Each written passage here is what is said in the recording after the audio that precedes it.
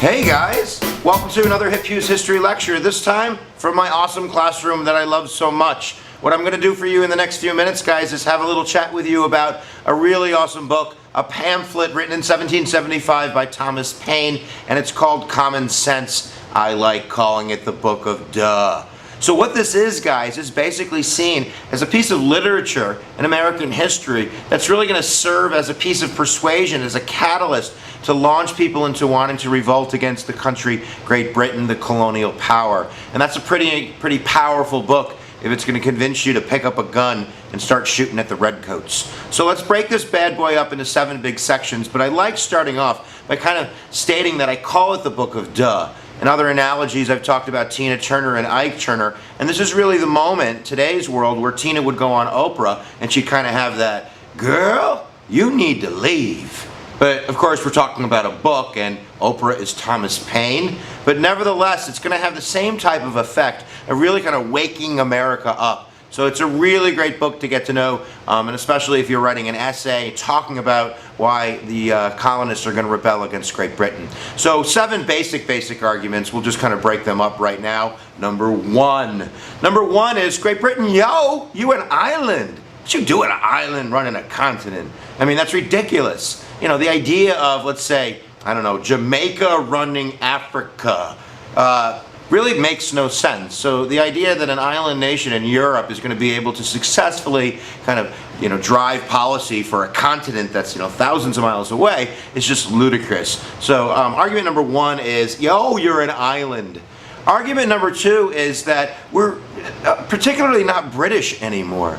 The colonial power certainly is Great Britain, and that is probably more of kind of a reason because of history and power and economics. But in 1775, we mad diverse. There's Germans and there's French and there's all types of Europeans, especially Northern Europeans at this time, the old immigration, that is Paine in this kind of sermon is saying, we're not British anymore. We've diversified, so it's time to kind of move on and not be part of the British Empire because we're distinctly different. We're American, and that's what makes this book so important. It's really one of the first kind of American defining pieces of literature, giving us kind of a sense of identity. So argument number 2, we're really not British anymore. Argument number 3, yo mama.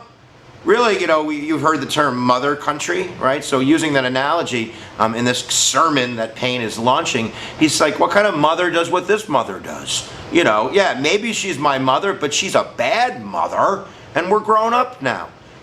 Certainly you owe something to your mother if she raises you and loves you. But if she raises you and violates your natural rights and doesn't give you representation and, taxes you as punishment, and when you're 18, get the hell out, go live your life, go live your life. So argument number 3 is yo mama, right? That your mother, if it's a mother country, isn't doing its motherly duties. Number 4 is bang bang. And this is the concept of European war. Great Britain's in a war like every Monday. So if you're the colonists and you're kind of strapping your hook to this boat that's going to war all the time, we're getting constantly entangled in European alliances. The French and Indian War is an example of that, of kind of Europe's crap spilling over in the continent, in the North American continent. That's not cool. So certainly I give the analogy that if you go to the cafeteria table, you don't want to sit at the drama table. And certainly Europe is the drama table, and Paine says, oh, let's sit over there. Argument number 5 is basically the idea of distance.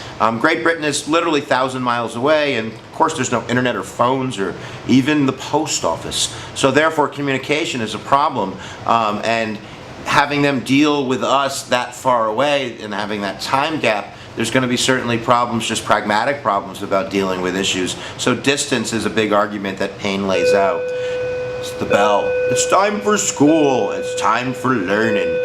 Argument number 6 is the idea of kind of our Puritan heritage, or at least the idea that one of the founding principles of the colonies was kind of serving as a refuge from Europe, and certainly a religious refuge from kind of the Catholic Church and the Church of England. We're coming over here to separate ourselves from all that drama. So going back to kind of historical context of the Puritan foundational stuff, Paine makes that argument that should kind of lead us to the idea that we should we should still be separated, or we should be separated officially. And finally, the last argument, or the seventh argument, is the idea of best interest. And this really goes to colonialism. We are, Great Britain's punk. And Paine says basically that they're never going to have our best interest. They're always going to treat us like a punk because they're always going to be interested in, London before they're going to be interested in Boston. So therefore, it is that much more important that we rise up and we revolt and we create our own separate country so we can rule ourselves and we can have our own representation, protect our own natural rights, and give our people consent of the governed so we can, rule the day. So there you go, guys. Common Sense, 1775, Thomas Paine, 7 arguments. We'll see you next time. You should click links below there in the description because your brain's going to grow 10 times its size. Thanks for watching. Where attention goes, energy flows. It fuses out. We'll see you later. Yay!